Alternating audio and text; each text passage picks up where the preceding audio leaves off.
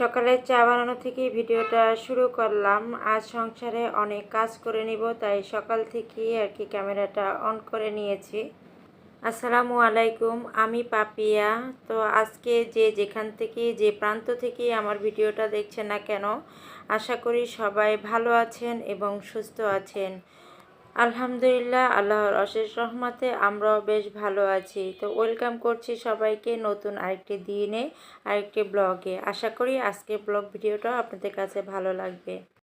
আর ভিডিওটা যদি ভালো লাগে প্লিজ একটা লাইক দিয়ে ভিডিওটি কন্টিনিউ করবেন। আপনি যদি আমার চ্যানেলে নতুন ভিজিট করে থাকেন, ভিডিওটি দেখার পরে কোথাও কোনো অংশ যদি একটুও ভালো লাগে, পরবর্তীতে দেখার ইচ্ছে থাকে, চাইলে আমার চ্যানেলটি সাবস্ক্রাইব করে আমার পাশেই থেকে যেতে পারেন।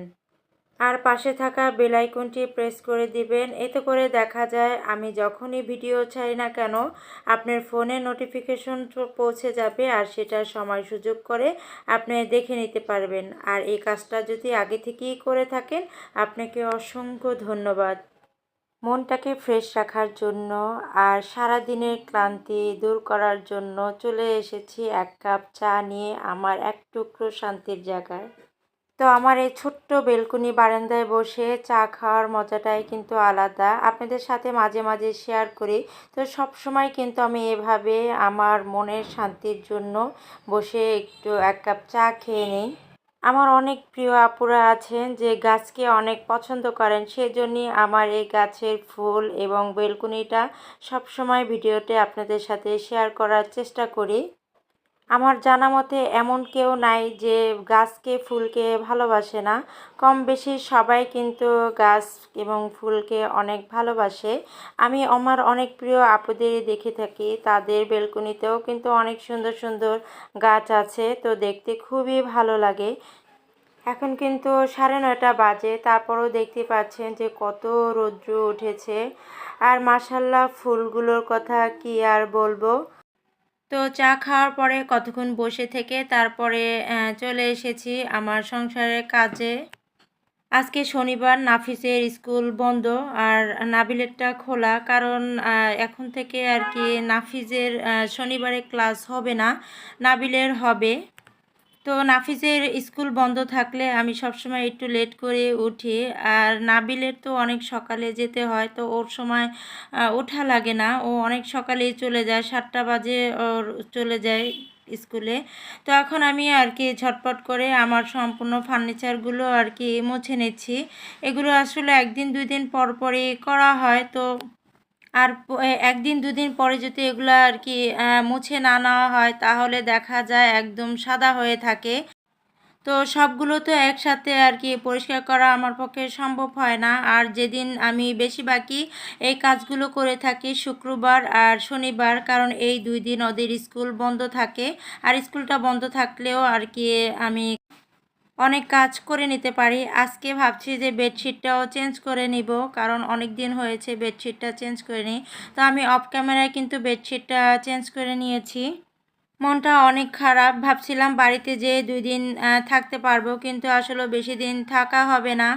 নাবিলদের পরীক্ষার রুটিন দিয়ে দিয়েছে, তো ওদের পরীক্ষাটা 10 তারিখে শুরু হবে। নাবিলের শুরু হবে 10 তারিখে, 9 তারিখে, আর নাফিজের শুরু হবে 10 তারিখে। তো ঈদের আগে দুটো পরীক্ষা হবে, আর হলো ঈদের পরে আবার যে বাকিগুলো আছে সেগুলো হবে। সেজন্য মনটা খারাপ হয়ে গিয়েছে। পরীক্ষার যদি ঈদের আগে শেষ হয়ে যেত তাহলে হয়তো 2 দিন থেকে আসতে পারতাম, কিন্তু এখন তো সেটা সম্ভব না, আসতেই হবে। তো অলরেডি কিন্তু আমার গাড়ির টিকিট কাটা হয়ে গিয়েছে, 13 তারিখে যাব ইনশাল্লাহ। আগে থেকে যদি টিকিটটা বুকিং না দিয়ে থাকি তাহলে বাচ্চাদের নিয়ে যেতে অনেক কষ্ট হবে, দেখা যায় ভালো সিট পাওয়া যাবে না। আর আমরা মা ছেলে 3জনে মিলে যাব, আর আপনাদের ভাইয়া 16 তারিখে যাবে। যেহেতু আমাদের অফিসের ম্যাডাম সে 41 দিন না যাওয়া পর্যন্ত সে অফিসে জয়েন করবে না, সেজন্য আপনাদের ভাইয়া ঈদের একদিন আগে যাবে। আপনাদের সাথে কথা বলতে বলতে এদিকে কিন্তু আমার ঘর গোছানো হয়ে গিয়েছে। তো আমি কিন্তু অফ ক্যামেরায় সম্পূর্ণ ফার্নিচারগুলো মুছে নিয়েছি, আমার রুমেরগুলোও কিন্তু মুছে নিয়েছি। তো সবটা আর আপনাদের সাথে শেয়ার করলাম না। আর এদিকে আপনাদের ভাইয়া আর কি মাছ নিয়ে এসেছিল, তো এই মাছটা আমার কাছে খেতে কিন্তু ভালো লাগে না। তো এই মাছটা সব কিছু আর কি ফেলে দিয়ে আমি শুধু মাংসটু আর কি নেব। আর এইদিকে লাল শাক নিয়ে এসেছে, তো দুটাই কিন্তু নাবিলের পছন্দের খাবার। তো নাবিল বলছিল বাবা একটু লাল শাক পেলে লাল শাক নিয়ে এসো, তো লাল শাকটা নিয়ে এসেছে। তো আমার যেদিন সংসারে কাজে খুব ব্যস্ত থাকি সেদিনকে আমি সংক্ষেপে রান্না করার চেষ্টা করি। আর এই যে চিংড়ি মাছ আর লাল শাক রান্না করব আজকে, তো নাবিল খাবার নিয়ে কোনো বায়নাই করবে না, ওকে নিয়ে আমার যত ঝামেলা, খাবার নিয়ে খুব বাছাকুচা করে। তো এদিকে দেখতে পাচ্ছেন আমি আর কি মাছগুলো অফ ক্যামেরায় কিন্তু কেটে নিয়েছি, আর এই যে সব কিছু ফেলে দিয়ে শুধু আর কি মাংসগুলো নিয়েছি। আর এই চিংড়ি মাছটা আমার এমনিতেই আমি খেতে পারি না, এটা ওরা তিনজনই খাবে, আমি হয়তো আমার জন্য অন্য কিছু করে নিব। তো এটাকে আমি ভালো করে হলুদ মরিচ লবণ দিয়ে একদম কড়া করে ভেজে নেব। আর দেখতেই পাচ্ছেন যে মাছির কি অবস্থা, মানে আম কাঁঠাল ভালো করে উঠিয়ে নেয় কিন্তু মাছির জন্য আর থাকা যায় না। তো সব কিছু মাখিয়ে এখন আমি আর কি ভেজে নিব। আর চিংড়ি মাছটা আমার ছেলের কিন্তু অনেক পছন্দ। তো মাছ আমি অর্ধেকটা রান্না করব আর অর্ধেকটা রেখে দিব। তো 1 কেজি চিংড়ি মাছ দেখেন কাটার পরে মানে একদম অল্প হয়ে গিয়েছে। তো আমাদের দেশে একটা শাস্ত্র আছে যে ইছা কুটলে হয় মিছা। তো চিংড়ি মাছ আসলেও কিন্তু একদম মিছা। তো কতগুলো চিংড়ি মাছ কাটার পরে একদম অল্প হয়ে গিয়েছে। তো মাছটা রাখার পরে দেখেন আমার ছেলে দুষ্টামি করছে, তো ওর দুষ্টামিটাও আর কি একটু আপনাদের সাথে শেয়ার করছি। ছোট্ট একটা গাড়িতে বসে সে গাড়ি চালাচ্ছে আর আমাকে বলছে তুমি আমাকে একটু ভিডিও করো। তো যেদিন ও বাসায় থাকে সেদিন আমার পিছনে শুধু ঘুরঘুর করে, আর আমি যদি ভিডিও করতে নেই তখন সে বলে যে আম্মু আমি ক্যামেরাটা অন করব অফ করব। তো এই কাজটা করতে কিন্তু সে অনেক খুশি হয় যখন তাকে বলি যে এখন ক্যামেরাটা একটু অন করো কিংবা অফ করো। তো এর ভিতরে খালাও চলে এসেছে, বললাম যে আজকে অনেক কাজ করে নিয়েছি, তুমি একটু শাকটা কেটে দাও, মাছটা যেহেতু আমি আর কি কেটে নিয়েছি। তো খালা শাকটা কেটে দেওয়ার পরে এখন আমি ভালো করে আর কি শাকটা একটু ভিজিয়ে রাখবো। আমি যে কোনো শাকই আর কি ধোয়ার আগে একটু ভিজিয়ে রাখি, এতে করে দেখা যায় শাকে যদি বালু থাকে তাহলে আর কি বালুটা নিচে জমা হয়ে যায়। তো অনেক সময় কিন্তু শাকে অনেক কাদামাটিও থাকে, আর ভিজিয়ে রাখলে কিন্তু এটা আর কি অল্পতেই ধোয়া পরিষ্কার হয়ে যায়। তো আমি শাকটা কিন্তু ধুয়ে নিয়েছি, আর এখন আমি মানে অন্য চুলায় ভাত বসিয়ে দিয়েছি, আর এখন চিংড়ি মাছটা ভুনো করে নিব। তো রান্না করতে করতে আমি কিছু কথা বলবো আর কি, কথাগুলো না বললেই নয়, কথাগুলো আর কি বাধ্য হয়ে বলতে হচ্ছে। আমি কিন্তু এর আগেও কয়েকটা ভিডিওতে বলেছি যে আপু আপনারা স্প্যাম কমেন্টটা করবেন না, তারপরেও কিন্তু দেখা যাচ্ছে যে এ ধরনের কমেন্ট করেই যাচ্ছে যে বন্ধু হয়ে গেলাম কিংবা আমার পরিবারে চলে আসবেন প্লিজ। তো এ ধরনের কমেন্ট করবেন না। আর অনেকে আছে তো যে কততম সাবস্ক্রাইব করেছে সেটাও উল্লেখ করে কমেন্ট করে, তো প্লিজ আপুরা এ ধরনের কমেন্ট করবেন না। একদিন ভিডিও দেখে একটা কমেন্ট করে দিয়ে যান বন্ধু হয়ে গেলাম প্লিজ আপনি আমার পরিবারে চলে আসবেন। তো এই ধরনের কমেন্ট করবেন না, ভিডিও রিলেটিভ কমেন্ট করেন না। তারপরে দেখেন সময় সুযোগ করে যারই ভিডিও আপনি দেখে সুন্দর একটা কমেন্ট করবেন তারাও কিন্তু আপনার চ্যানেলটা অবশ্যই ভিজিট করবে। তবে এভাবে করে আর কি কমেন্ট না করাটাই ভালো, এটা যতটা আপনার জন্য ক্ষতিকর ততটা যাকে করছেন তারও ক্ষতি। তো আমি আপনাদের কাছে আবারও রিকোয়েস্ট করছি যারা নতুন নতুন ভিডিও দেখছেন আর এসে এই ধরনের কমেন্ট করছেন, প্লিজ আপুরা এই ধরনের কমেন্ট করবেন না। আপনি ভালোবেসে ধৈর্য ধরে একজনের ভিডিও দেখতে থাকেন কিংবা তাকে সুন্দর সুন্দর কমেন্ট করবেন।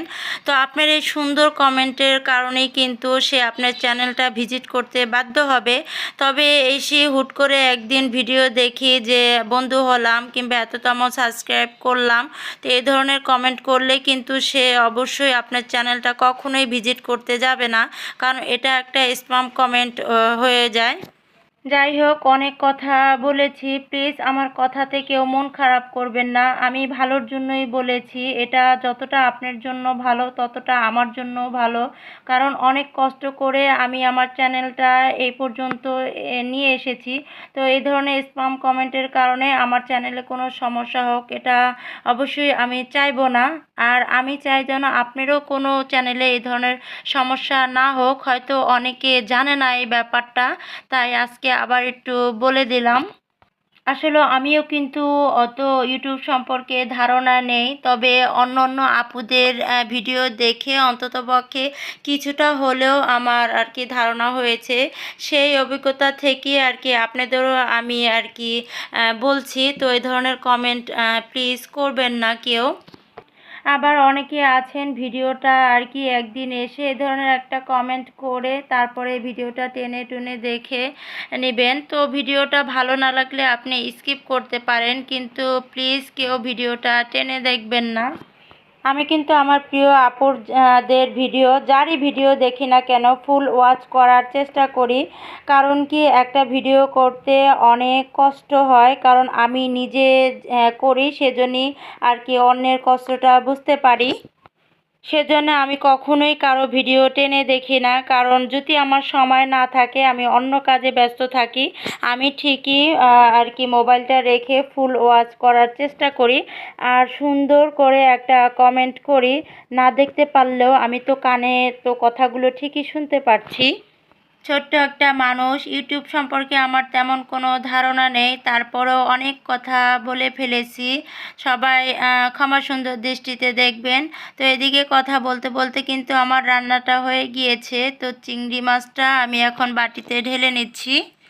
তো আমার প্রিয় আপুদের কাছে একটা রিকোয়েস্ট করব, কারণ আমি যেহেতু বাড়িতে যাব, আবার বাচ্চাদের পরীক্ষা, আমি ঠিকমতো তো ভিডিও আর কি শেয়ার করতে পারছি না এখন।